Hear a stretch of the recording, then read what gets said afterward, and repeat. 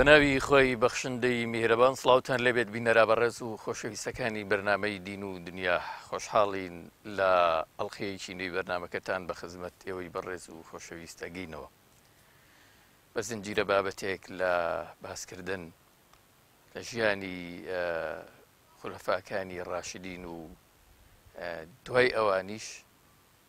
ماوەیەکی زۆرە لە بەرنامەی دین و دنیا لە خزمەت ئێوەی بەڕێز و خۆشەویست داین تا بزانین جۆر و فەرمانڕەوایەتی و ئەو هاوڵ و کەسایەتیانەی کە بوونەتە جێنشینی پێغەمبەری خوا عەلەیهی سەڵات وەسەلام کێن وە چۆن فەرمانڕەوایەتیان کردووە چۆن ڕێبەری ئومەی ئیسلامیان کردووە ئەو ڕوودا و چیرۆکانەی کە باس دەکرێن لەو سەردەمەیە هاتوونەتە گۆڕێەوە ڕوویان داوە و بەشێکیان ماسات و کارەساتیان لێکەوتۆتەوە ئەو فیتنە و گروپانەی کە دروست بوون ئەو دەستێوەردانانەی کراون لە بڕێوەبردننی کاروباری مسلمانان چی بوون ڕادروستەکەیان کامەیە ئێمە لەگەڵ بەڕێز دکتۆر حسین محەممەد ساڵح پسپۆڕی مێژووی ئیسلامی مامۆستای زانکۆ گفتوگۆیان لەبارەوەکەین بۆ جارێکی تر بە خێراتنی کاک دکتۆرەکەین کاک دکتۆر بەخێر بێن ماندوو نەبن ئێمە لە ئەڵخێ ڕابردووماندا باسمان لە فەرمانڕەوایەتی ئیمامی مەعاوی کوڕی ئەبی سوفیان کرد خوای لێ ڕازی بێ و باسمان کرد چۆن لەگەڵ ئیمامی حەسەنی کوڕی ئیمامی عەلی خوای لێ ڕازی بێت دەستی ئاشتی و ئاشتەواییان بۆ یەکتر درێژ کردووە ئەو فیتنە و ناکۆچەی کە کەوتە بۆ نێو ماڵی مسلمانان بە جۆرێک لە جۆرەکان کۆتایی پێهێنراوە ڕێکوتنێک هاتە ئارە دوای وەفات و شەهیدبوونی ئیمامی حەسەنی کوڕی ئیمامی عەلی کوڕی ئەبی تاالب خوا لێیان ڕازی بێ جۆرێکی تر لە گرفت دیسان هاتەوە ئارا بەوەی کە وترا ئیمامی مەعاویە کە خەلیفە بوو پابەندی ئەو ڕێکەوتن نەبووە لەگەڵ ئیمامی حەسەنی کوڕی ئیمامی عەلی خوایان لێ ڕازی بێ ئەنجامی داوە ئێمە لێرە وەستین لە ئەڵخێ ڕابردووە ئێستا لەگەڵ کاک دکتۆر باسی ئەوەکەین کە ئەو کاتەی ئیتر خەریکە ئیمامی مەعاویە وەفاتەکەوە کاروباری مسلمانان بەجێ هێڵێ چۆن خەمی لە دوای خۆی خوارد ئەو خەلیفەی کێ ئەو کەسایەتێکیە کە دوای ئیمامی مەعاویە لەبەر چاو گیراوە بۆ ئەوی ببێتە پێشوای مسلمانان. بسم الله الرحمن الرحيم الحمد لله والصلاة والسلام على حبيبنا رسول الله وعلى آله وأصحابه ومن والاه سڵاو و ڕەحمەت و میهرەبانی خوای گەورەتان لێبێت دەستان خۆش بێت ماندوو بوون بەڕاستی سڵاو و ڕەحمەت و میهرەبانی خوایش لە بینەران و بیسەناری کەناڵی ئاسمانی پەیام لە هەر شوێنەکەن خوای گەورە هەموو لایەک تەندروست و سەلامەت کات و بەدوور بن لە نەخۆشی و ناخۆشی. بەڵێ ئێمە لە حەڵقەی ڕابردووە ئاماژەمان بەوە کرد کە لە ساڵی 56 کۆچیە تابان دوای شەهیدکردنی حەسەنی کوڕی عەلی ڕەزای خوای لێوە چووکە ئەو لە 51 یا 51 بەڵێ 51 وەفاتی کرد بە ژەهر دەرمان خوارد کرا مەعاوی کوڕی ئەبوو سوفیان کەڵکەڵەی ئەوە کەوتە مێشکیەوە کە کەسێک دەستنیشان کا بۆ دوای خۆی پێ ئەوترا ویلایەتی عەهد ویلایەتی عەهدی داهێنرا بوو بیدعەیە بوو لە ڕاستیە کە دژایەتیش کرا بەڵام ئەو چەسپاندی ئەو کەسێکی کەوا دەستنیشانی کرد یەزیدی کوڕی بوو غەڵەتەکە لێرا بوو مەعاوی کوڕی ئەبوو سوفیان ڕەزای خوای لێبێ کە کردی ئیجتیهادی کردو ئیجتیهادەکەی وەکو زانایان باسییانەکەن ئێمەش هەفتەی ڕابردوو باسمان کرد کە دوو لایەن بوو لایەنێکیان دەستنیشانکردنی کەسێک بۆ ئەوەی کە بتوانێت کۆنتترۆلی بارودۆخی ئومەتی ئیسلامی بکات و دەوڵەتی ئیسلامی بکە ئەلەن ئەمە شتێکی خراپ نەبوو شتێکی باش بکردی بەڵام بەشی دووەمی ئیجتیهادەکەی کە ئەو کەسەی دەستنیشانی کرد نزیکترین کەس بوو لە خۆی کە یەزیدی کوڕی بوو. کاک دکتۆر پێشەوەی بزانیت کە یەزید کێیە بە ئەم پرسیارە بکەین بەوەی کە بۆچی ناکرێ کوڕی یەکێک لە خەلیفەکان دوای باوکی ببێتە خەلیفە ناکرێ ناگونجێ ڕێگە پێنەدراوە لە ئیسلامایان چییە؟ مانع نییە کەسی لە ئیسلامە ئەوەی کەوا ڕێگەی پێدراوە دووشتە بڵێ یەکیان ئەوەیە کاروبارەکە یعنی بسپێردرێ بە کەسێک بە شوورا بەم شاوەرە و پرسوڕا یەکێکیشان باشترین کەس ئێمە کە لە کاتێکە باسمان کرد سەردەمی ئەبوو بەکری سدیق ڕزای خوا لێ بێ، عومەری کوڕی خەتاب ڕزای خوا لێ بێ، عوسمانی کوڕی عەفان، عەلی کوڕی ئەبی تاڵیب ڕزای خوا لە هەمویان بێ، هەمویان لەو کاتانە باشترین کەسی ئومەتی ئیسلامی بوون و بە هەڵبژاردنیش بوون. هەر چواریان کە ئێمە باسمان کرد وتمان بە هەڵبژاردن بوو. خۆ حەسەنی کوڕی عەلی ڕزای خوای لێ بێت کوڕی عەلی کوڕی ئەبوو تاڵیبە، بەڵام لەبەر عەلی کوڕ ئەبوو تاڵیب تەوسیەی نەکرد بە دوای خۆی بۆ ئەوەی کە حەسەنی کوڕی ببێ بە خەلیفە، پێی ناوترێ ویراثی. کە پرسیاریان کرد لە کاتێکا کە عەلی کوڕی ئەبوو تاڵیب برینار بوو، وتیان بەیعەت بین بە حەسەن، فەرمووی ئێمە من نەبەرگریتان لێ یەکەم نە ئەمریشتان پێ یەکەم. ئەوەی بە جۆرێک لە جۆرەکان لە ئەنگری ئیمامی مەعاویە و یەزیدن ئەوە زەخەکەنەوە بەوەی کە ئەو کاتی پرسیار لە ئیمامی عومەر و ئیمامی عەلی ئەکرێت لە سەرمەرگە لە کاتی وەفاتیانە، مەسەلەن بەوەی کە کوڕەکانیان ببێتە جێگرەوەی خۆیان، ناڵێن نافەرمون ناگونجێ ناکرێ، بەڵکو ئەوە ئەجێرنەوە مەسەلەن بۆ خەڵک بۆ ئەو شورایی کە هەبووە مەسەلەن. عومەری کوڕی خەتاب ڕزای خوای لێ بێ کە ئەو شەش کەسەی دەستنیشان کرد، هەموو ڕێگەیەکی لە عەبدوڵای کوڕی کرد، فەرمووی نابێ عەبدوڵا بێت چاودێر بێت، بۆی نییە عەبدوڵا خۆی کاندید کات. حتا لە ڕیوایەتێکا کە ئێمە کاتی خۆی باسم کرد، بۆی نییە دەنگیش بە هیچ کام لەو شەش کەسەی کە عومەری کوڕی خەتاب ڕزای خوا لێ دەستنیشانی کردن. بەڵام عەلی کوڕی ئەبوو تاڵیب ڕزای خوا لێ بێ، ئەمە بەو مانایە دێکە نەهیەکە لەوەی هیچ کوڕێک جێگەی باوکی بگرێتەوە. عومەری کوڕی خەتاب ڕزای خوای لێ بێ زۆر بە سەریحی عیبارە بەرگریەکە لەوەی کە کوڕی خۆی ببێ خەلیفە. عەلی کوڕی ئەبوو تاڵیب ڕزای خوا لێ بێ فەرموویان تەوسیە بکە، فەرمی من تەوسیە ناکەم، ئەتروکوکم کەما تەرەکەکم ڕەسوول الله صلی الله علیه وسلم، من بەجێتان ئەهێڵم وەکو چۆن پێغەمبەری خوا عەلەیهی سەڵات وسەلام بەجێن کەسی دەستنیشان نەکرد. کەسێک پرسیاری لێ کات ئەفەرمێت ئێمە بەیعەت بین بە حەسەن، فەرمووی نە ئەڵێم نە ئەڵێم نە، خۆتان مخەوەلن بەوەی کەوا بیکەم بەڵێ دوای وەفاتی عەلی کوڕی ئەبوو تاڵیب بەیعەت درا بە حەسەنی کوڕی عەلی ڕزای خوای لێ بێ، وتمان لە حیجازە کە مەکە و مەدینەیە و لە یەمەن و لە عێراق لە خوراسان لەمان هەمووی بەیعەت درا بە حەسەنی کوڕی عەلی. بەڵام مەعاوی کوڕی ئەبوو سوفیان لە شام ئەوش بەیعەتی بۆ خۆی وەرگرت دوای وەفاتی عەلی کوڕی ئەبوو تاڵیب ڕزای خوای بوو بە خەلیفە و سەرنجام لە ساڵی 41 کۆچی دوای 6 مانگ لە خەلیفەتی حەسەنی کوڕی عەلی سڵحی کرد لەگەڵ مەعاویە و باسمان کردەوانە. کەواتە ئێستا با بزانین یەزید چییە؟ بەڵێ یەزید کوڕی مەعاویەیە کوڕی ئەبوو سوفیانە، ساڵی 26 کۆچی لەدایک بووە، یعنی یەزیدی کوڕی مەعاویە سەحابی نییە، ساڵی 26 کۆچی لە سەردەمی عوسمانی کوڕی عەفان ڕزای خوای لێ بێ لەدایک بووە. بەڵێ لە ساڵی 60 کۆچیە بوو بە خەلیفە، لە ساڵی 56 بەیعەتی بۆ وەرگرت مەعاوی کوڕی ئەبوو سوفیان. تەمەنی چەند بووە؟ بەڵێ لە ساڵی ئەگەر 26 حساب کە تا 60 34 ساڵە، تەمەنی 34 ساڵ بوو. بەڵام حسەینی کوڕی عەلی ڕزای خوای لێ بێ ساڵی 4 کۆچی لەدایک بووە. حسەینی کوڕی عەلی سەحابیە، ساڵی 4 کۆچی لەدایک بووە، بۆ 22 ساڵ لە یەزید تەمەنترە، تەمەنی زیاترە و کچە زای پێغەمبەری خوای عەلەیهی سەڵات وسەلام، سەحابی پێغەمبەری خوای عەلەیهی سەڵات وسەلام. فەرق و جیاوازێکی زۆر لە بینی حسەینی کوڕی عەلی و ڕزای خوای لێ بێ لەگەڵ یەزیدی کوڕی مەعاویە. لە بەرامبەری یەزیدە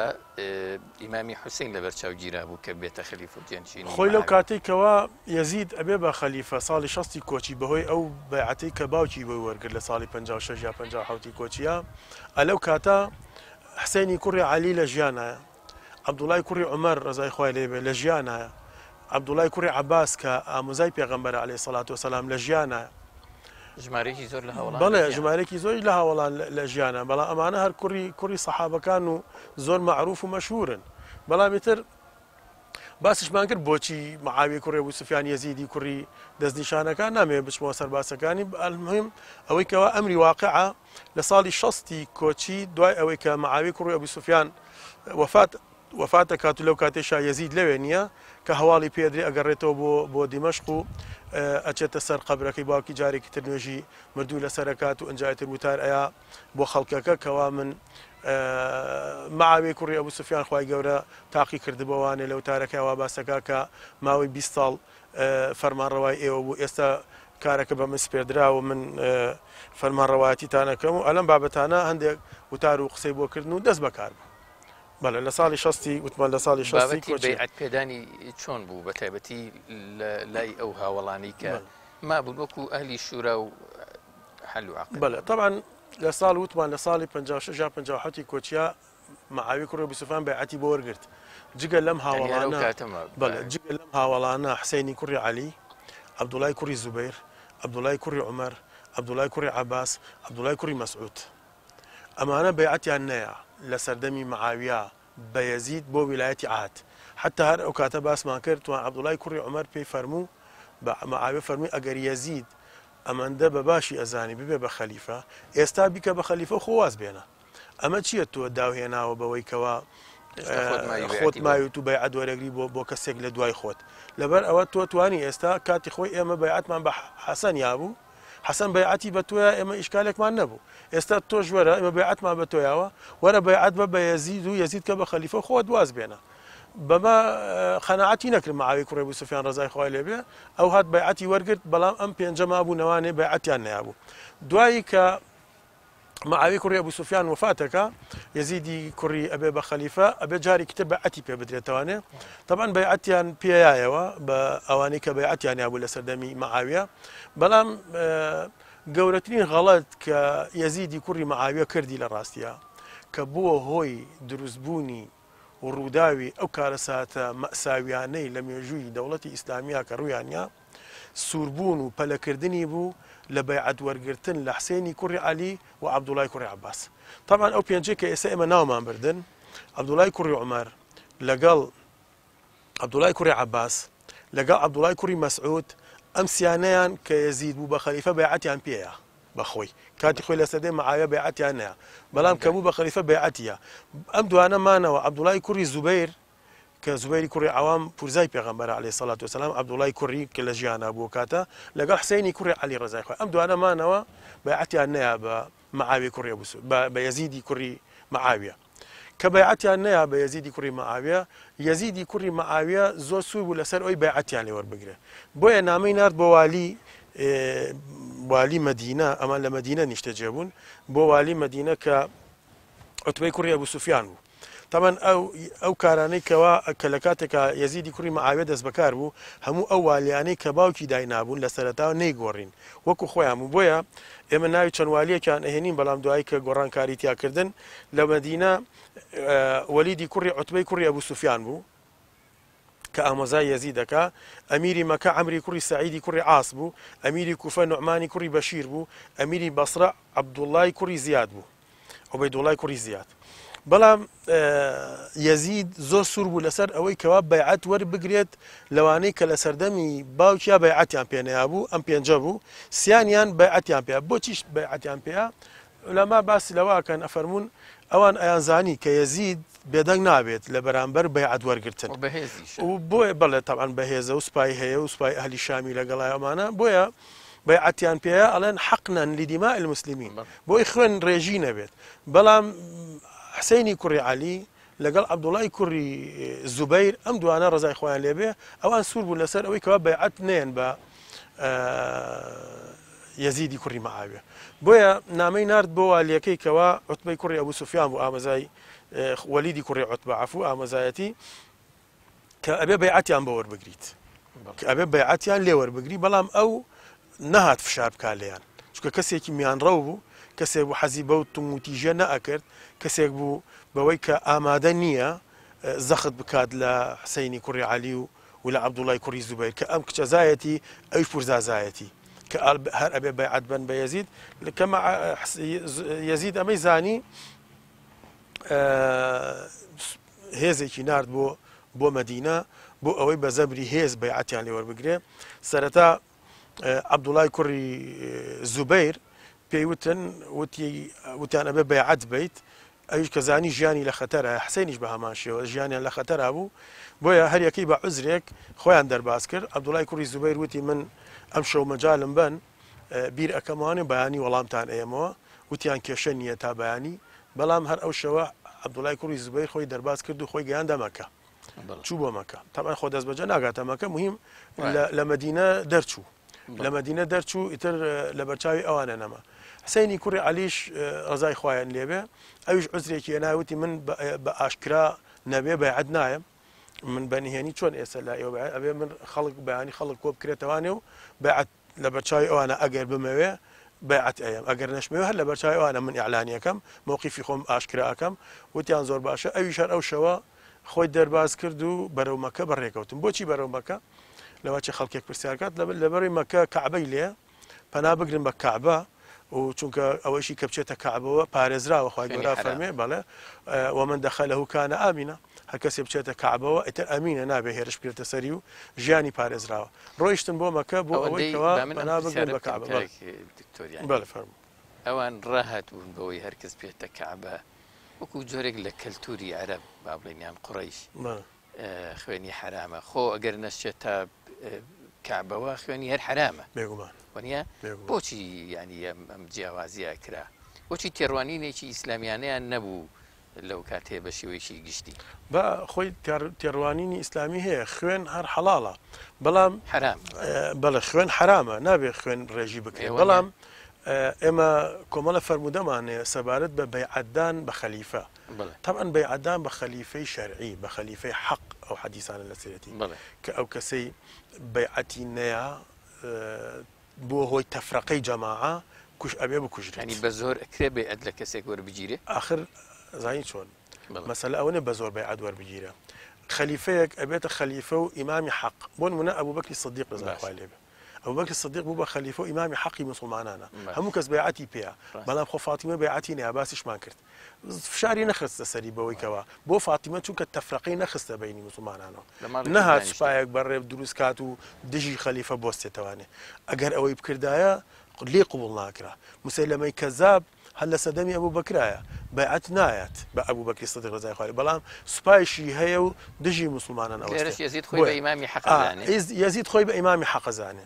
لێرەشە کە ترسی ئەوەی هەیە کە عەبدوڵای کوڕی زوبەیر و حسەینی کوڕی عەلی لە دژی بۆستنەوە بۆیە ئیستینادەن بەو حەدیثانەی بەس طبعا بۆ ئەوەی بینەران وا نەزا ئێمە شەرعیەت ئێین بۆ کارە ئەو حەدیثانە بۆ ئیمامی حەقە بەڵام لە کاتێکا کە حسێنی کوڕی عەلی بەیعەت نایە هۆکارەکانی بەیعەت نەدانی حسێنی کوڕی عەلی و فوقەهاش کە لەسەری قساکەن یەزید کوڕی مەعاویە ئیمامی حەق نەبوو بەڕاستی وراست دانراوە پرسیارە بکەین پێشەوەی ینی باسی ئەوە بکەین کە ئیمامی حوسێین و عەبدوڵای کوڕی زوبەیرە گەنەمە کە چی ڕووەدا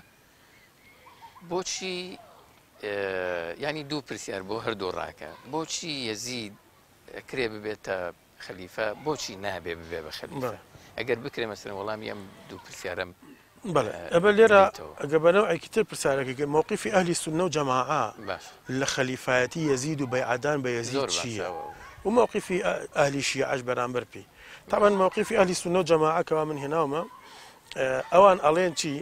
بەیعەتی یەزید بەیعەکەی صەحیحە بەیعەیەکی ڕاستە چونکە بەیعەتی پێدرا یعنی تر هەر لە سەردەمی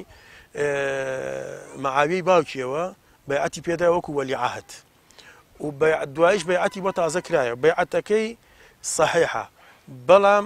دوو عەیبیان لێگرتووە دوو عەیبیان دوو تێبینیانە لەسەر یەکەم ئەڵێن ئەمە بیدعەیەکی تازەیە داهێنراوە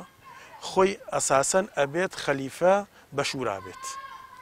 یەزیدی کوڕی مەعاویە بە شورا نەبووە بەڵکو مەسەلە پشتا و پشتە ئەمە عیبی یەکەم عیبی دووهەم ئەلێن لە کاتێکا کە یەزید بوو بە خەلیفە لەو باشتر هەبوو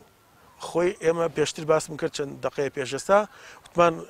ئیمامی حەق ئەوەیەکەوە بە شورا بێت و دووهەم باشترین کەس بێت ئەم یەکەم بە شورا نەبوو دووهەم باشترین کەس نەبوو چونکە لەو کاتە باشتر هەبوو یەکێک لە هاوڵەکانی پێ لەوانە بەڵێ عەبدوڵای کوڕی عومەر بوو حسێنی کوڕی عەلی بوو عەبدوڵای کوڕی زوبەیر بوو عەبدوڵای کوڕی عەباس بوو عەبدوڵای کوڕی مەسعود بوو ئەمانە هەمووی بە ئیجماع و ئیتفاقی ئەهلی سونە و جەماعە ئەمانە هەر هەمویان لە یەزید باشترە هەموو ئەمانە سەحابەن یەزید سەحابە نییە و هەموو ئەمانە فەقیهن یا فقهای بەڵام ئەمانە صیغاری سەحابەیان پێوترێ مناڵەکان لە سەردەمی پێغەمبەرا گەنج و مناڵ بوون ئەمانە فقهان يزيد بلا يزيد شو علمية بس وكو أمان فقيهنية يعني ناقات درجة صحبات كصح هاولي بيغمبريان كردو عليه الصلاة والسلام يزيد تلب قتابي أمان بيقومان لبر أوا أمدو أي بيان هي بلان بيعكي لان بيعتك الصحيحة بيعتي بيدراو يعني أوانية بيعتي بيندرا بلان أمدو أي بهالة زور قوريت يعني بلان موقفي يعني لو وجه نظري أهل الشيعة أوان بلان وزم جارك جمع باسي أمام كرد بلان ووايا خليفاتي تنهى لعلي وأولاد علي غير علي وأولاد علي هيج خليفيك حق نية ولا هوانا هیچ خەلیفایەتیەک بە حەق نانانێن ئەوان چونکە ئێمە فەرق و جیاوازی بینی ئیمام و خەلیفەمان باس کرد وتمان ئیمام ئەو کەسەیە صاحبی حەقە ئەگەر سوڵتەی وەرنەگرت بێ خەلیفە کەسێک کە سوڵتەی بەدەستەوێ بەڵام صاحبی حەق نییە لە نەزەری شیعە ئەوان جگە لە عەلی و مناڵک ڕەزای خوا لە هەمویان بێ مناڵەکانی عەلی هیچ کەسێکی تر بە خەلیفە نازانن حتا ئەبوو بەکر و عومەر و عوسمان ڕەزای خۆیان لێ بە خەلیفەی نازاننەوە بەڵام لە نەزەری ئەهلی سونە جەماعە باسمان کرد بەیعەتی یەزید صحیحە بەڵام ئەو دوعای بە گەورەی هەیە کە بە شورا نەبووە ویراسە بووە دووەم لەو کاتە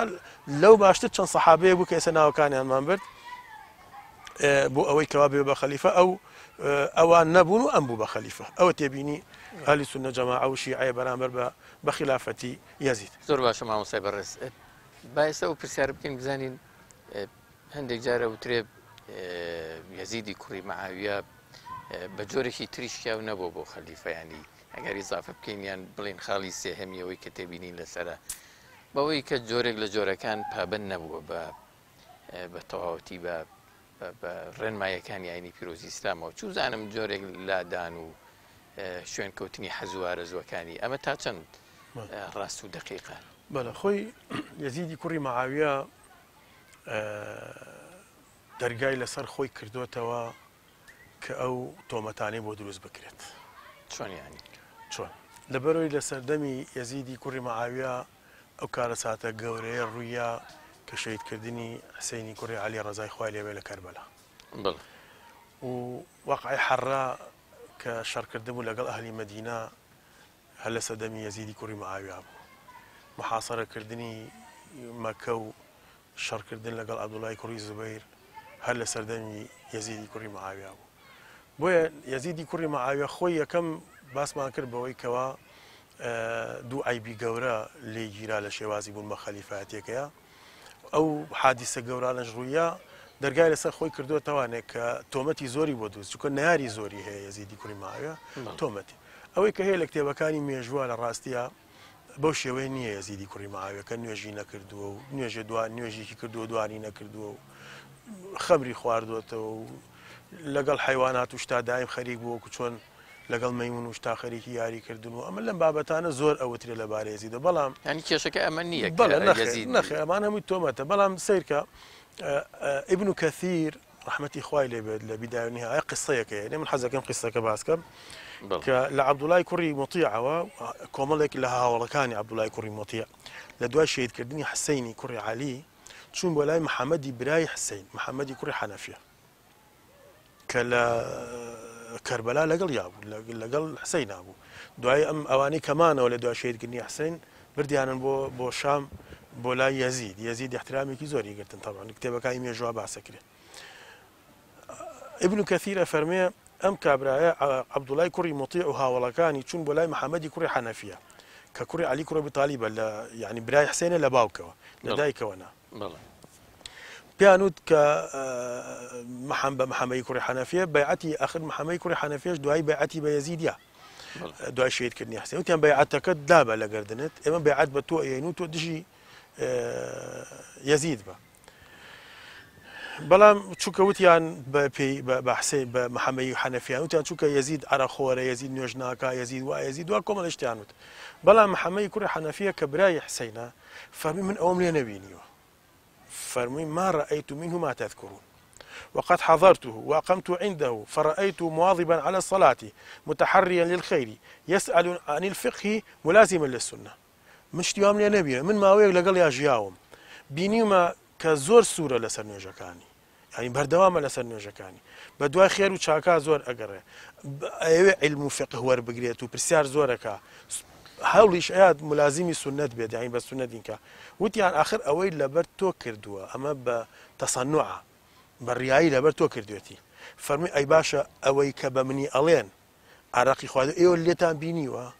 من ئەمەم لێ بینیوە ئێوەڵەن ئەمەی بەڕیا بۆ ئێوە بۆ تۆ کردووە ئەی ئێوە ئەم عرە خواردن و تەرکردنی نوێژوشتان لێ بینیوە وتیان نەوەڵا ئێمە نەمان بینیوە هەروای پێڵێن ئەیوتی بۆ لەخوا بترسن باشە کابرا شتێکتان لێ نەبینیوە چۆن ئێڵێن ئەی وتی آخر نا خەڵک وا ئەڵێوتی آخر خەڵک ناڵێ خوای گەورە فەرمێکی إلا من شهد بالحق وهم يعلمون شهادەت ئەوەیە کە بیبینی شایەتی دامێت ئێوە نەتان بینیوە بۆیە لەبەر ئەوە ئەم حادیسەیە و ئەم ڕیوایەتە ئەوە ڕەتەکاتە ئەو تۆمەتانە لەسەر یەزیدی کوڕی مەعاویە. زۆر باشە ئێمە ئەو ڕووداوەمان بەجێ هێشت کە ئیمامی حوسین و عەبدوڵای کوڕی زوبەیر لە مەدینە هەڵهاتن بەرەو مەککە چی ڕوویدا دواتر؟ بەڵێ دوای کە چوونە مەکە تەبعاً ئەهلی کوفە طبعا ئێمە یەک لەحظە بیری بینەران بێنینەوانێ لە هەر لە سەردەمی حەسەنە ئەهلی کوفە کە ئەهلی عێراقیان پێوتە طبعاً عێراق و کاتە نەبوو ئەم عێراق لە ساڵی 1920 دروست بووە کوفە و بەسرە هەبوو ویلایەتێکە ویلایەتی بەسرە ویلایەتی کوفە لە عێراق هەبوو کە هەردووکیشان لە سەردەمی عومەر کوڕی خەتابە ڕزای خوا لێبە دروست کراون. ئەمان هەوڵی ئەوەیان بوو کە حەسەنی کوڕی عالی بجەنگێ لەگەڵ مەعاویە دژی مەعاویە بێت چونکە ئەمانە ئەهلی کوفە بە تایبەتی و کە پایتەختی خلافەت عەلی کوڕی ئەبو تاالب گواستیەوە ئەمانە پیاوەتە شیعەی عەلی ئەتباع و شوێنکەوتەی عەلی کوڕی ئەبو تاالب. ئەمان هەوڵی ئەوەیان ئەیە لە سەردەمی عەلیەوە ڕزای خوای لێبێ کە دژی مەعاویە بێت و شەڕکە. ئێستا کە بیستیان یەزید بۆ بە خەلیفە و دەست بەکار بوو حسەین بەیعەتی نەیاوە دەستیان کرد بە نامەناردن بۆ حسەینی کوڕی عەلی بۆ ئەوەی وەرە بۆ لامان و ئێمە بەیعەتی ئەینێ. نامەیەکی زۆر ئەڵێن هەتا نزیکەی 500 نامەی بۆ هات لە ئەهلی کوفە. ئەو پرسیارە بکەم کە ئەوان چوون بۆ مەککە هێزەکەی یەزید نەچوو بە شوێنیانە؟ نەخێر نەخێر هیچ ڕواتێکمان نییە بڵە چوو بە شوێنیانە نەخێر هێزەکەی یەزید هەر لە مەدینەمانە. ئەڵێن نزیکەی 500 نامە و زیاتر لە 500 نامە بەدەستی حسەینی کوڕی عەلی گەیشت. هەمووی ئەمانە لە کێوە؟ لە ئەشرافی ئەهلی کوفەوە لەوانەی کەوا خاوەن وەجه و خاوەن ڕەئی و خاوەن قسەن لە ناو کوفە کە وەرە بۆ لای ئێمە بەیعەت بە تۆ ئەین دژی یەزید ئەبین ئێمە تۆ سەر ئەخێن ئێمە پشتیوانیت ئەەکەی هەموو ئەم شتانەیان کەوا لەگەڵ حسەینی کوڕی عەلیانی. طبعا حسەینی کوڕی عەلی ڕزای خوای لێبێ بۆ ئەوەی بزانین کەوا بینەرانیش هەروە بەڵام بیستویان حسەینی کوڕی عەلی بەڵام حسەینی کوڕی عەلی خاوەن پلە و پایە و مەکانەتە لە ڕاستیە. حسەینی کوڕی عەلی ئەگەر هەندێک باسمان ئێمە شت زۆرە لەسەر حسەینی کوڕی عەلی بەڵام ئەوەی کەوا زۆر دیار بێت و وازەح بێت لەوەی کە کوڕی عەلی کوڕی ئەبو تاالبە کچەزای پێغەمبەری خوایە عەلەیهی سەڵات وسەلام پێوتێ ڕیحانەت و ڕەسوولی الله صلی الله علیه وسلم هاوڵی پێغەمبەرە خۆشەویستی پێغەمبەرە عەلەیهی سەڵات وسەلام. حتا جارێکیان لە فەرمودەیە کاکەوە ئیمامی ئەحمەد بە سەنەدێکی صحیح هێناوێتی جارێکیان پێغەمبەری خوا عەلەیهی سەڵات وسەلام کە حسەین مناڵ بوو یاری لەگەڵا کردو ئێمە باش پێشتیش باسمان کرد کە لەگەڵ حەسەن و حسەینە بەردەوام یاریە کردو ئەم شتانە پێغەمبەری خوا عەلەیهی سەڵات وسەلام یاری لەگەڵا کردو لەگەڵ یعنی گاڵتە و گەپ و پێکەنین و ئەم شتانی ئەکرد لەگەڵا ئیتر لە ئەسنای یاریکردنەکەمان پێغەمبەری خوا عەلەیهی سەڵات وسەلام دەستێکی خستە ئاوە پشتی سەری حسەین و دەستێکیشی ئاوا بە چەناگەیەوە گرت ناودەمی حسەینی ماچ کرد ناودەمی حسەینی ماچ کرد و فەرمووی چی؟ فەرمووی حسەین منی وأنا من حسەین حسەین لە منە و منیش لە حسەینم اللهم أحب من أحب حسەینا خوایە ئەو کەسەی حسەینی خۆشیە خۆشی بوێت. حسەین سبط من الأسباط ئەمە فەرمودەی پێغەمبەر عەلەیهی سەڵات وسەلام لەبارەی حسەینی کوڕی عەلیەوە يعني حسين مني وأنا من حسين حسين لا منه ومني لحسين اللهم أحب من أحب حسينا خوايا هر کەسی حسێنی خۆشێتەوە خۆشی بێ ئینشاءالله ئێمە هەمومان حسێنی کوڕی عەلیمان خۆشەوێت و بە هۆیە شەوانێ ئەبینە خۆشەویستی خوای گەورە. حسەین و سبت لە هەروە بە وشەیەکی عام بیگری لە زمانی عەرەبیە بە نەوە ئەوترێ بەڵام نەوەیە کە لە کچەوە بێ یعنی کچەزای پێغەمبەرە و سبتیش لە مەبەستێکی ترا کە لێرە پێغەمبەری خوا مەبەستی پێی بووە کە یعنی ئومەتێکە حسەین خۆی ئومەتێکە لە ئومەتەکان. حسين وكتشون خواهي قرب لباري إبراهيم وفرموا إن إبراهيم كان أمة سبت من الأسباط أمتك لأمتك كان بيغمبر إخوة عليه الصلاة والسلام باسك فرموا دي كتري بيغمبر إخوة عليه الصلاة والسلام لباري حسن وحسين وفرموا حسن والحسين سيدا شباب أهل الجنة قوري جنجكاني أهل بهشت وفرموا دي تريج لباري حسيني كوري عليه وطبعا زور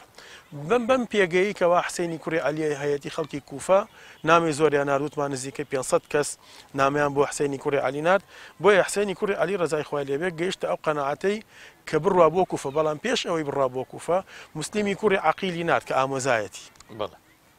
مسلیمی کوڕی عەقیلی نارد بچێ بۆ کوفە بزانێ تەقەسی ئەم حەقایقانە بکات و بزانێت تا چەندێ خەڵکی کوفە لەگەڵایەتی بەڵێ مسلیمی کوڕی عەقیل ڕۆیشت بەنهێنی چوو بۆ کوفە بۆ ئەوەی کەوا لەو مۆزوعەت تێبگات پرسیاری لە خەڵکە کرد ئەیزانی کەوا نەیانزانی ئەمە نێردراوی حسینە بەڵێ بەڵێ ئەخر ئەم خۆی بە ئەنزانی نێردراوی حسینەوە ئامۆزای حسینەوە لە ماڵی هانیئی کوڕی عوروە دابەزی پرسیاری لە خەڵکی کوفە ئەکرد و ئەمانە ئەلەو کاتە نوعمانی کوڕی بەشیر ئەمیری کوفە بوو یەزید داینابوو لە سەدەمی یەزیددا نوعمانی کوڕی بەشیر ئەمیری کوفە بوو تەمەن ئەم والیە لە سەدەمی مەعاویەوە والیە و یەزید ئێمە پێشتر کۆمەڵی ناوماون نەیانگۆڕین نوعمانی کوڕی بەشیر یەکێک بوو وەکو چۆن والی مەدینە نەرمونیان بوو نوعمانی کوڕی بەشیریش بە هەمان شێوە نەرمونیان بوو ئەیزانی ئەو مۆزوعایە بەڵام تەدەخولی نەئەکرد ئەیزانی مسلیمی کوڕی عەقیل هاتووە بۆ ئەوەی کەوا بەیعەت لە خەڵکی کوفە وەربگرێ بۆ حسین بەڵام تەدەخولی ناکرد فشاری ناخست دژی نەئەوەستا ڕێگری لێبەردەمان ناکرد ئەم هەواڵە گەیشت بە یەزید ئەلێرەوە کارەساتەکە دەست پێکە لە ڕاستیە ئەم هەواڵە گەیشت بە یەزیدی کوڕی مەعاویە کە شتێکی وا هەیە لە ناو کوفە جموجوڵێک هەیە و بەیعەت وەرگرتنێک هەیە بۆ حسین طبعا ژمارەیەکی زۆر لە خەڵکی کوفە جگەل لەو 500 کەسەکە نامانە و بەیعەتیانە بە مسلیمی کوڕی عەقیل چونکە مسلیمی کوڕی عەقیل دوای ئەوەی کەەوە بەیعەتەکانی وەرگرت نامەیەکی نووسی بۆ حسین کە وتی هەتا ئێستا تا ئەو کاتە هێشتا هەر نوعمانی کوڕی بەشیر والی کوفەیە 18,000 کەس بەیعەتی بە منیاوە لە خەڵکی کوفە 18,000 کەس بەیعەتیان پێیاوم بۆ ئەوەی تۆ بێت و بیبی بە خەلیفەیان لەبەر ئەوە پەلە بکە وەرە بۆ کوفە ئەم هەواڵەی بۆ نامەی نووسی بۆ حسێنی کوڕی عەلی نارد لەو کاتانە یەزید کە خەبەری بیست هاچی کرد عوبەیدوڵڵای کوڕی زیاد والی کوفە بوو والی بەسڕە بوو یەزید نوعمانی کوڕی بەشیری لە ویلایەتی کوفە خست ویلایەتی بەسڕە و کوفەی لکان بە یەکەوە و کردی بە یەک ویلایەت عوبەیدوڵڵای کوڕی زیاد پێیوت ئەگەر بەسەر هەوای شابوایە بەسەر هەوری شابێ ئەبێ بگەیتە کوفە بزانە چییە مەسەلە عوبەیدوڵڵای کوڕی زیاد طبعا عوبەیدوڵڵای کوڕی زیاد خۆی یەکێک بوو لە ئەتباعی عەلی کوڕی ئەبوو تاڵیب لە کاتی شەڕی سەفینە لە جەیشی عەلیا بوو بەڵام ئێستا طبعا بەیعەتی بە یەزیدیاوە و لە والی یەزیدە و طبعا کەسێک بۆ دیارە بە دوای مەنسەب و بە دوای پلەپۆستەوە بووە و کەسێکیشە کە بەڕاستی دەستی سوورە بە خوێنی حسێنی کوڕی عەلی یەکێکە لە تاوانبارەکان تاوانبارە ڕاستە و خۆکان لە شێدکردنی حسێنی کوڕی عەلی زۆر باش ئەو هات چی کرد بەڵێ ئەو هات طبعا بە فێڵێک هاتە ناو مەکەوە ناو کوفەوە طبعا جوابی مسلیم بۆ حسین پێ ئەچێ ئەو تا ئاگا پێ ئەچێ ئەو لێوە تا ئاگا پێ ئەچێ ئەمانە هەمووی وەکو ئێستانە فەوری وانە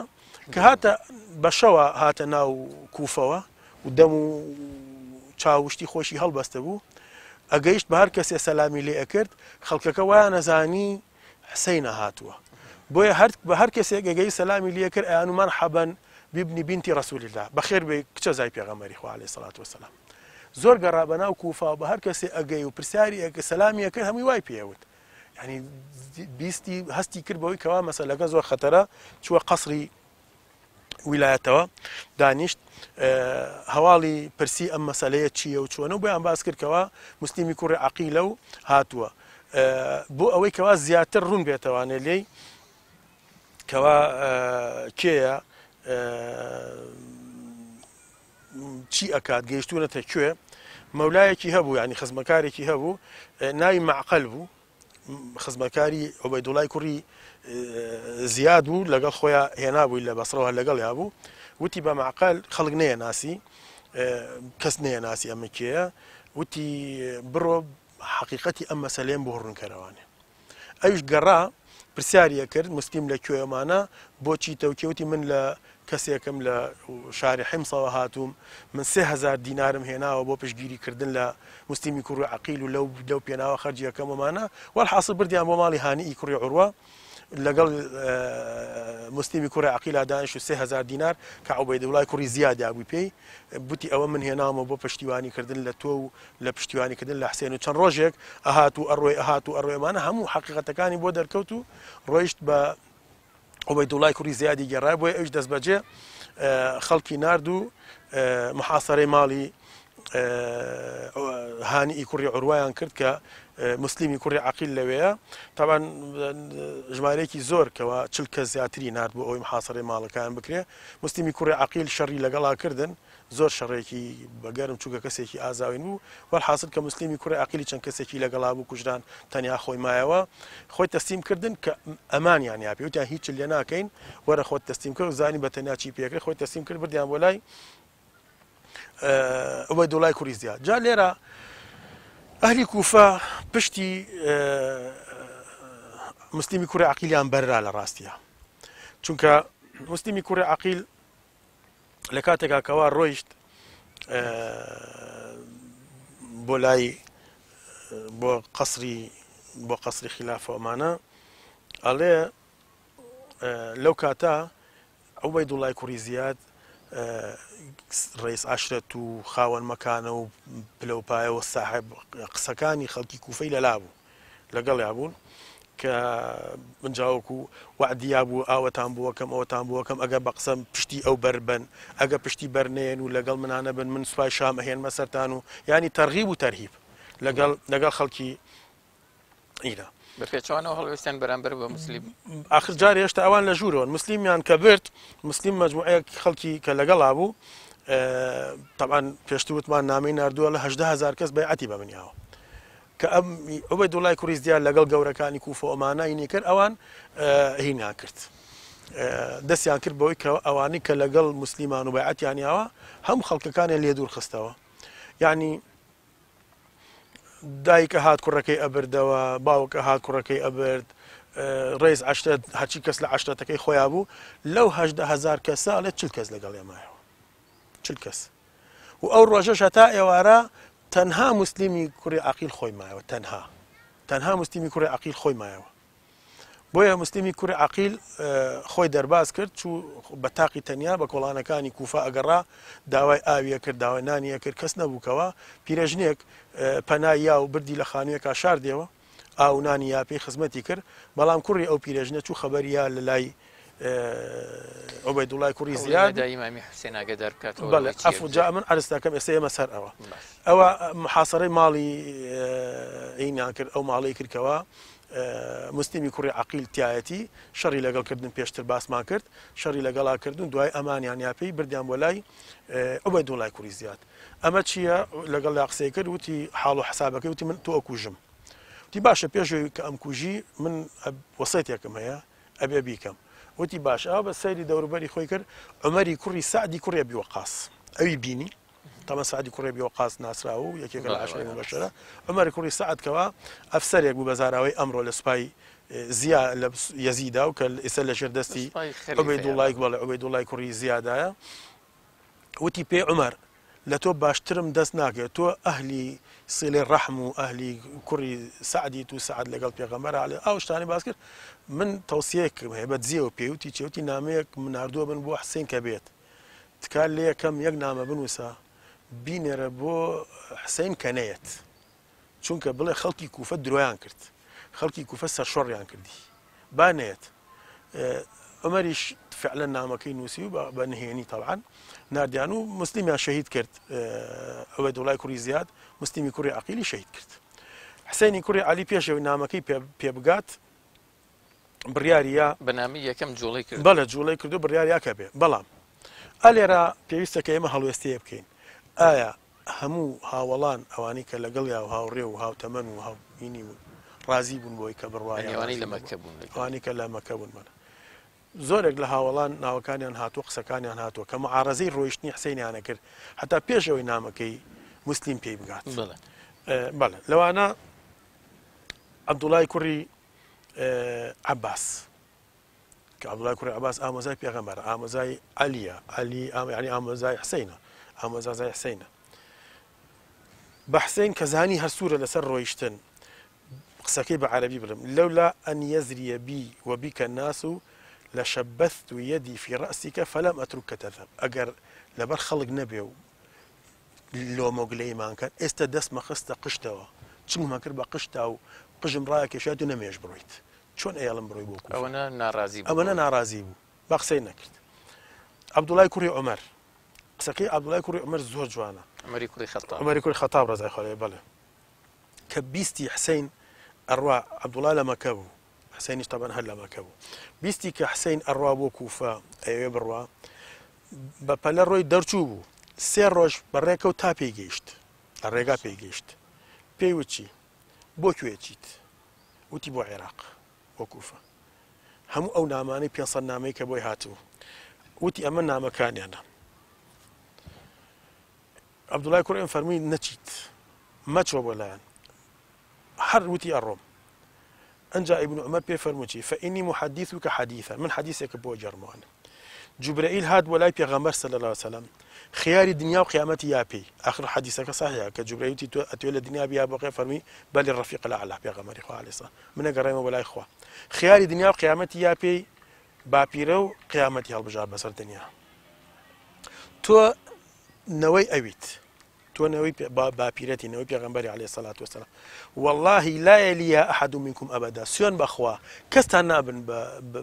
ئەم خلافەتە وەرناگرن کەستان، چونکە باپیرەتان قیامەتی هەڵبژار. ئەمە ئوموری دنیاییە، تازە ینی لەسەر منهاجی نبووە نەماوە، ئەمە مەلیکایەتی، ئەمە ئوموری دنیایە، بۆ ئێوە نابێ واز بێنە. خوای گەورە بۆیە لە ئێوەی دوورخستەوانێ وما صرفها الله عنكم إلا للذي هو خير لكم.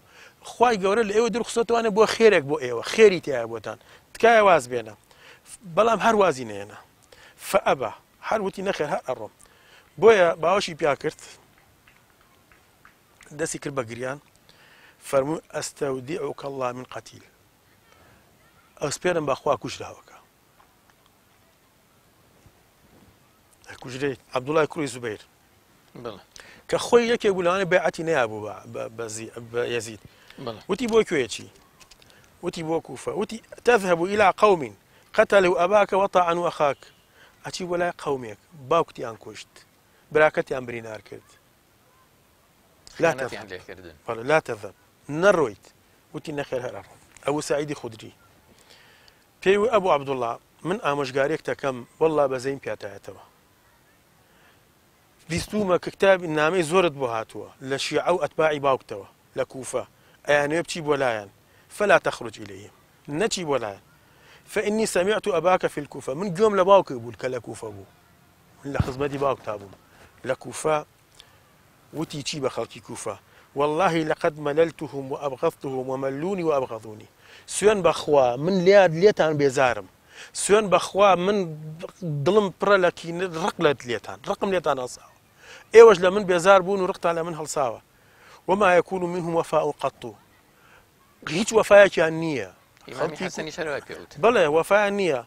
لەبەر ئەوە هەر کەسێک بیباتەوە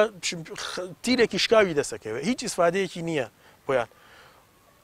والله ما لهم نيات ولا عزم على الأمر ولا صبر على شيء. والله نيتي باكيان نية ثابت نين لسر موقفيان تحمل يعني لسر شمشير يعني لبرس كي تواني مزي راكا يعني بغيرتن. أما باكو وايوتوا تكايا مرو بلام هرويشت كمال حوالي تريشان بلا أمانة زور ديار من ناو كان منها بلا لرجع بيش أوي نامكي پێبگا نامەکەی وەسیەتەکەی ابن عەقیلی پێبگا مسلمی کوڕی عەقیل و فەرەزدەقی شاعری بینی. فەرەزدەق لێی پرسی حسەین وتی تۆ لە ذیقار فەرەزدەقی بینی. دوای ئەوەش نامەکەی پێگەیشت، یعنی لە ڕێگا بوو نامەکەی پێگەیشت بۆ ذیقار، هێشتا مەسافەیەکی ماوە بۆ کەربەلا و بۆ کوفە. بەڵێ پێشەوەی نامەکەیشی پێبگات بە فەرەزدەقی وتی تۆ لە کوێ؟ وتی لە خەڵکی وتی من لە عێراقەوە یان لە کوفەوە من هاتووم. فەرمووی دەنگ و باسی ئەوێ چییە؟ پێی فەرموو فەرەزدەق وتی قەومێکن بە زمان لەگەڵ توان بە زمان، بەڵام شمشێرەکانیان لەگەڵ ئەمەوەکانان و لەسەر گەردنی تۆیە. حسەین تێگەیی وەزع لە خەتەرایە. دوای ئەمەش نامەکەی مسلمی کوڕی عەقیلی پێگەیشت کەوا مسلیم زانیاکەیتە مسلیم نامەی دووەم بەڵێ مسلیم کوژراوە و خەڵکی کوفە هەڵگەڕاونەتەوە پشتیوانیان نەکردووە. حسەینی کوڕی عەلی هێشتا لە ذیقارە ویستی بگەڕێتەوە، بەڵام کوڕەکانی مسلیم کە لەگەڵ یابوون وتیان چۆن ئەگەڕێتەوە هەتا تۆڵەی باوکمان نەکەینەوانە چۆن ئەگەڕێن، باوکمان نوێنەری تۆ بوو. بەو شێوەیە ئیبن زیاد کوشتێتی عەبدوڵای کوڕی زیاد لەبەرەوە ناگەڕێنەوە. بۆیە حسەین ئەڕۆی. ئیبن زیاد حەڕی کوڕی یەزیدی تەمیمی بە 1000 سوارەوە نات بۆ ئەوەی کەوا ڕێگە لە حسین بگرێت لە ڕێگە و نێڵێ بگاتە کوفە لە نزیکی قادسیە یعنی لە بەینی ڤیقار و قادسیە شتان نەگەشتۆتە کەربەلا بە حسین گەیشت وتی پێی بەم کابرای بە حەڕی کوڕی یەزید تەمیمی وتی لە ڕێگام لاچۆ ثەکیلەتکە ئومک ثەکی یانی لەبار دایکە بچوویتە دایکە ڕۆ لە ڕۆ بۆ بکە ئاوا قسەیەکە لە عەرەبیا بەکارهێنرێت بەڵام حەڕی کوڕی یەزید وتی چی وتي والله لو قالها غيرك من العرب لاختصصت منه ومن أمه ولكن ماذا أقول وأمك سيدة نساء العالمين تسوين بخوا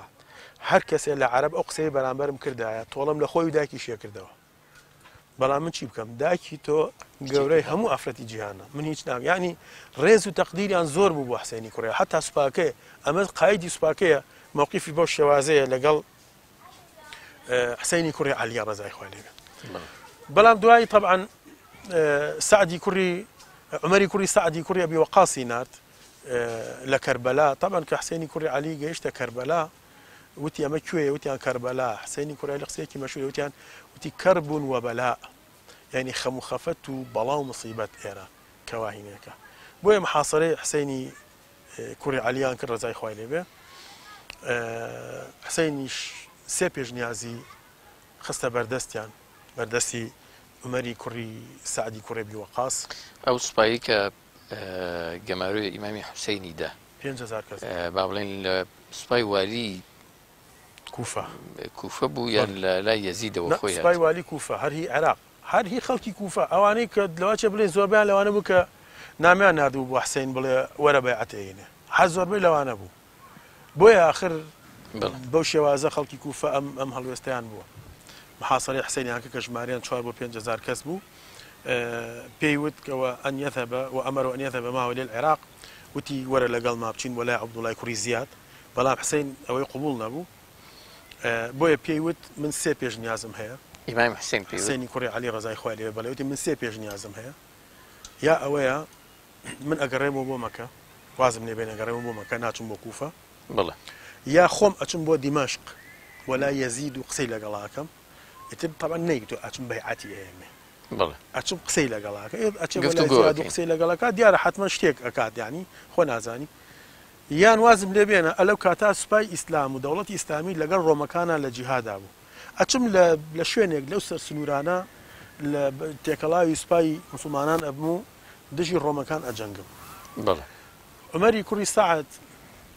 ڕازی بووە پێشنیازەکە بەسووتی با من جواب بەنێرم بۆ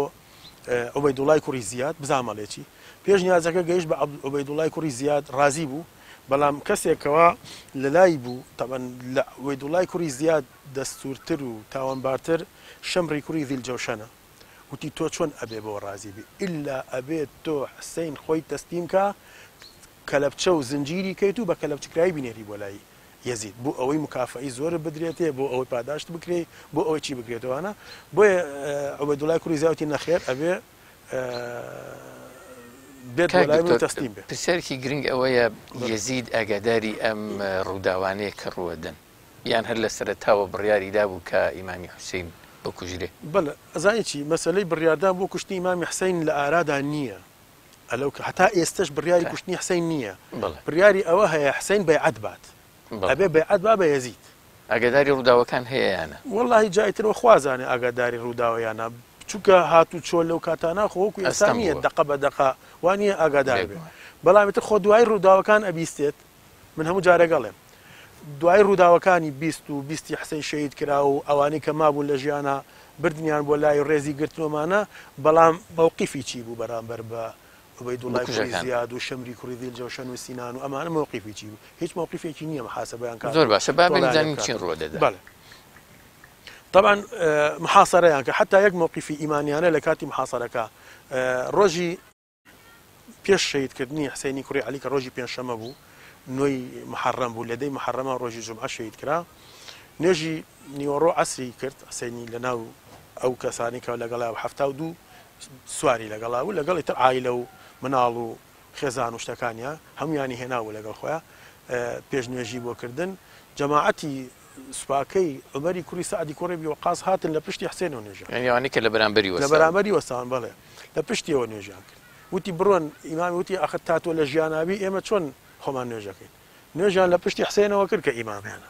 بەڵام لەو لاشەوانە لەژێر ئەمری عوبەیدوڵای کوڕی زیادان وەکو سوپا تەمان خەڵکی عسکەری ئەوانە عسکەریەکان زیاتر دەزان ئەم ئەوامیری سوپا و قائیدۆمانە بێ جێبەجێ بکەن کە نابێ بێڵن وەڵحاصڵ تەسلیم داوای تەسلیم بوونیان لێکرد فەرمانە بواتەوە لە عوبەیدوڵای کوڕی ئەبێت تەسلیم بی ئەویش تەسلیم نەبوو شەر دەستی پێکرد لە نێوانیانە ژمارەیەکی زۆر ئەوەی کە لەگەڵیا بوو کە توانە شەڕکردن وەمانەی هەبوو هەمویان کوژرا کەس نەمایەوە بەس تەنیا خۆی مایەوە تەنیا خۆی مایەوە شەمری کەس بەس خۆی مابوو کەس نەئەچۆ پێشەوە لە خۆی اینجا لەبەر دوو هۆتابانان یەکەم لەبەر ئازایەتی و جەنگاوەری خۆی دوم لەبەر کچەزای پێغەمبەرە کەس جورئەتیەوە ناکە خۆ بچنە پێشەوە بیکوژن یان تەنیا قابلە لەگەڵ 4000 کەسا بتوانە شەڕکە نەئەچوونە پێشەوە هەتا وەکو شەمری کوڕی ذیلجەوشەن هاواری کەوتی ئەوە چیتانە بۆ وەستاوان بڕۆن بیکوژن ئتر خۆی و چەند کەسێک گێرەشیان کردە سەر ئەوەشی کە حسێنی شەهید کرد سینانی کوڕی ئەنەسی نەخاعی بوو شمشێری لیا و سەری بڕی و لەگەڵ شەمری کوڕی بەڵێ عەرزەکەم کە لە سەرەکەیان کە لە سەری پیرۆزیان برد بۆ لای عوبەیدوڵای کوڕی زیاد لەوانەی کەوا لەگەڵ حسێنی کوڕی عەلیا شەهید بوون لە ئالوبەیت کە لەگەڵیا بوون لە مناڵەکانی عەلی کوڕی ئەبوطالب خۆی حسێن شەهید کرا جعفەر و عەباس کە کوڕی عەلین و ئەبوو بەکر سەیری ناوەکان کە ئەبوو بەکری هەیە عەلی کوڕی ئەبوطالب ئەبوو بەکر و محەممەد تەبە محەممەی حەنەفیەنە محەممەد و عوثمان ئەمانە شەهید بوون لە مناڵەکانی حسین خۆی عەبدوڵڵا و عەلی گەور چووکە دوو عەلی هەبوو دوو کوڕی هەو ناوی عەلی بوو عەلی گەورە و عەلی بچووک عەلی بچووک بە زەین العابدین ناسراوە کە لە دوای حسین بۆ بە میراتگیری حسین لە ڕووی ئیمامەتەوە کە ئیمامی چوارەمی 12 مناڵەکانیان شەهید نەکرد بەڵێ نەخێر لە مناڵەکانی حەسەن عەبدوڵڵا و قاسم و ئەبوو بەکر لە مناڵەکانی عەقیل مسلیمی کوڕی عەقیل لە مناڵەکانی عەقیل جعفەر و عەبدوڵڵا و عەبدوڕەحمان و عەبدوڵای کوڕی مسلیم و مسلیمی کوڕی عەقیلیش پێشتر کە چوو بۆ کوفە شەهیدیان کرا لە مناڵەکانی عەبدوڵای کوڕی جعفەر عەون و محەممەد 18 کەسەکەن 18 پیاو لە ئالوبەیتی پێغەمبەری خوا عەلەیهی سەڵات وسەلام لەم شەڕا کەوا شەهید کران بۆیە با پرسیاری هەڵوێستی بابن ئەهلی سونە و جەماع بکەین دەربارەی ئەم ڕووداوە بۆ شەهیدکردنی ئیمامی حوسێن ئەوان چۆن یەبینن زاڵم و مەزلوم چۆنە مەسەلە هەموو ئەهلی سونە و جەماعە لەسەر ئەوە کۆکەن کە یەکێکە یان گەورەترین تاوانە کە لە مێژووی دەوڵەتی ئیسلامیە ڕوویاوە شەهیدکردنی حسێنی کوڕی عەلی تاوانێکی هەرە گەورەیە و هەموویشیان لەسەر ئەوە کۆکن کە حسێنی کوڕی عەلی باشتر بوو بۆ خەلیفایەتی لە یەزیدی کوڕی مەعاویە بەڵام حسێنی کوڕی عەلی ڕەزای خوای لێبێ ئەوە بوو بە قسەی ئەو هەموو هاوڵانەی نەکرد کە تەحزیریان کرد بوو ئەوەی کەوا نەڕوا بۆ کوفە دوایی حسێنی کوڕی عەلی لە ڕائەکەی خۆی پەشیمان بۆ بەڵام شەمری کوڕی ذیلجەوشەن و سینانی کوڕی نازانم ئەمانە لەگەڵ عوبەیدوڵای کوڕی زیاد کە ئەمە سێ موجریمن کە دەستیان سوورە بە خوێنی حسێنی کوڕی عەلی ئەوانە تاوانەکەیان ئەنجام بە ئەمێنێتەوە سەر ئەوەی ئایا تەمان کە لە سەری مبارەکیان بر بۆ لای عوبەیدوڵای کوڕی زیاد هەندە سوکایەتیشی پێکرد بە کە لە سەرەکەی ئەڵێن کە دوایی کە لە سەرەکان نردۆ بۆ لای یەزید بۆ شام و یەزید بەسەر یاگریاوە بەڵام من زۆر گەڕام لە ڕاستیە هەیە ئەو ڕیوایەتە و بەڵام صحیح نییە ڕیوایەتێکی صحیح نییە بڵێ کە لە سەرەکان بردو بۆ وڵاتی شام بەڵام ئەوانەی کەوا لەگەڵیا لە عایلە و خێزان و مناڵەکان کە مابوون لەگەڵ محەمەی حەنەفیە کوڕی حەنەفیە کە برای بوو بردیانن بۆ شام لێ ڕێز و احترامێکی زۆری گرتن و بە ڕێز و احترامەوە ڕەوانیکردنەوەی بۆ مەدینە بەڵام مووقیفی یەزید چی بوو دوای ئەوەی کە تۆ پێشتر پرسیارە کرد ئایا ئاگای لێ بوو یان نا ئێمە وتمان نازانین ئاگای لەم حادیثە بەڵام خۆ دوایی زانی وانە بێگومان ئەی مووقیفی چی بوو هیچ تۆڵەی نەکردەوە لە ئێمە ئەهلی سونە و جەماعە ئەڵێن عوبەیدوڵای کوڕی زیاد شەمری کوڕی ذیلجەوشەن سینانی نەخاعی ئەمانە دەستیان سوورە بە خوێنی حسێنی کوڕی عەلی عوبەیدوڵای کوڕی زیاد هیچی لێ نەکردن بەڵام دوایی کێ تۆڵەی کردەوە لە عوبەیدوڵای کوڕی زیاد مختاری کوڕی یوسفی ثەقەفی تۆڵەی کردەوە لە پاشماوەیەک و عوبەیدوڵای کوڕی زیادی کوشت مختاریش بۆچی کوشتی ئاخر مختار خۆش یەکێک بوو لە ئالی کوفە کە پشتیوانی هینی نەکرد پشتیوانی مسلیمی نەکرد پشتی مسلیمی بەررا بۆیە خۆی بە تاوانبار زانی لە بەرامبەر ئەوە ویستی قەرەبووی ئەو تاوانەی بکاتەوانێ عوبەیدوڵای کوڕی زیادی کوشت جا ئیبن خەلدون قسەیەکی زۆر جا لەبارەی ئەهلی کوفە ئەڵێ ئەهلی کوفە ئەو تاوانە گەورەیان ئەنجام ما تاوانەوە کە دەستی لە کوشتنی حسەینا بە دەرەجە یەکەم ئەهلی کوفەیە بێگومان دەستیان هەیە لە پێش ئەوتیان وەرە و دوای پشتیان نەگرت ئەنجا ئەو سیانە ئەنجا حسەینی کوڕی عەلی کە بە قسەی ئەو هەموو خەڵکەی نەکرد جا ابن خەلدون ئەڵێ ئەهلی کوفە دوای ئەوەی کە ئەو تاوانە گەورەیان ئەنجام بە حسەینیان بە کوشتیا ئەنجا ئەچون لە خۆیان ئەێن و ئەگرین و کە خۆیان بە تاوان بارەزانن ئێستا گریانەکە بە نەوەیەکی تری لێ هاتووە گریانە بۆ حسەین بەڵام خۆی ئەوان لە ئەسڵا گریان بوو بۆ خۆیان کە پشتی حسەینیان نەگرت و ئەو تاوانە گەورەیان بۆیە ئەو تاوانە بەڕاستی تاوانێکی یەکجار گەورەیە لە مێژووی دەوڵەتی ئیسلامیا کە ڕوویاوە و چونکە کەم نییە شەیدکردنی کچەزای پێغەمبەری خوا عەلەیهی سەڵات وسەلام بەو شێوە مەزلومیە بۆیە حسەینی کوڕی عەلی بە مەزلومی شەهیدە و وەکو پێغەمبەریش مژەیە پیاوە گەورەی لاوانی بەهەشتە لەگەڵ حەسەنی برایە ئێمە کاک دکتۆر بەداخەوە ینی دەرفەتمان نەماوە بۆەوەی زیاتر ڕابوەستی لەسەر ئەم بابەتە ئەگەر چی و جەنابەت لە سەرەتاوە ئاماژت پێکرد کە لە سەردەمی یەزیدی کوڕی مەعاویەیە کە خۆی کردە خەلیفەی مسلمانان ڕووداوی زۆر ئازاراوی هەن جەرگ بڕهەن و کێشەی زۆر هەن لە ماوەی 3 ساڵ وابزانم 3 ساڵی حکومڕانیە 3 ساڵ و نۆ و چەند ڕۆژێک بۆیە لێرە کۆتایی باڵقەیەم بەرنامەیە هێنین ئینشاڵڵا لە ئەڵقەی داهاتووە کە یەک ئەڵقە مانماوە ینی لەم زنجیرە ئەڵقەی کە باسمان لە خولەفاکان کرد ئەویش باس لە خەلیفە عومەری کوڕی عەبدولعەزیز ئەکەین کە یەکێکە لە خەلیفە ناودار و بەناوبانگەکان و بە کەسایەتێکی دادگر و بوێر و با بڵێن بەتەخوا لەخوا ترس ناودەهێنرێت باسی ئەوەکەین و کۆتایی پێهێنین من دووبارە سواسی بەڕێستانەکەم بەڕێز دکتۆر حسین محەممەد ساڵح پسپۆڕی مێژووی ئیسلامی و مامۆستای زانکۆ کە ئەزیەتان کێشە نەرە بە ڕێز و خۆشەویستەکان دێنە کۆتایی ئەڵقەی ئەم جارەی بەرنامەکەتان بەخواتان ئەسپێرین خۆتان